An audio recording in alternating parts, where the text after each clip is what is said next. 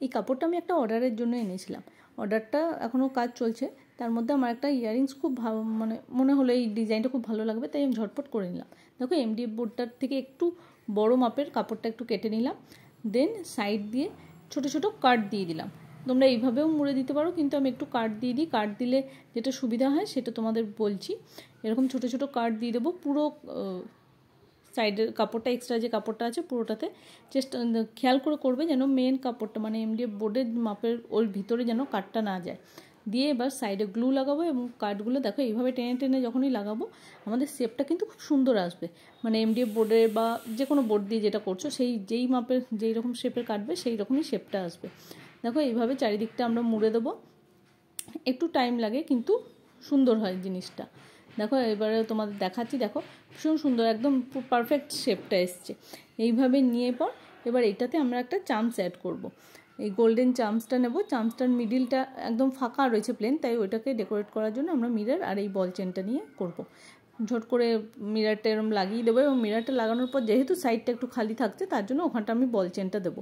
বল চেনটা মাপ মতো করে নিয়ে কেটে নেবো, দেন এটাকে সেট করে নেবো। দেখো তোমরা ভীষণ সুন্দর লাগছে জিনিসটা।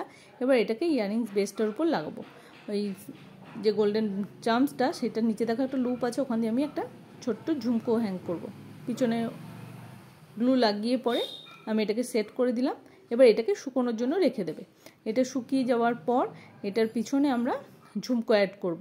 একটা জাম্পরিং নেব, জাম্পরিংটা দিয়ে পিছনটাতে ঝুমকোটা অ্যাড করে দেবো। জাম্পরিংটা অবশ্যই ভালোভাবে বন্ধ করবে যাতে খুলে না যায়, ঝুমকোটা বেরিয়ে না যায়। দেখো হয়ে গেল। এবার পিছনে আমরা স্টাডের যে বেসটা হয় সেটা অ্যাড করব। সেটার জন্য প্রথমে এমডিএফ বোর্ডটার মাপের মতো একটা ফেব্রিক কাট করে নেব। আমি সেম কালারের ফেব্রিক ইউজ করছি, তোমরা চাইলে ব্ল্যাক, হোয়াইট বা নন ওভেন যে ফেব্রিকগুলো হয় সেগুলো ইউজ করতে পারো, কিন্তু আমি সবসময় প্রেফার করি সেম কালারের ফেব্রিক ইউজ করা।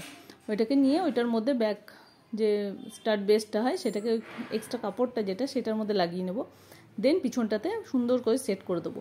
এবার যদি সবসময় চেষ্টা করবো ওই এমডিএফ বোর্ডটা মানে যে বোর্ডের বেসটা সেটা থেকে একটু ছোট কাপড় কিনতে কাটতে। এখানে দেখো একটু বড় হয়ে গেছিলো তাই সাইডটা আমি ট্রিম করে দেবো।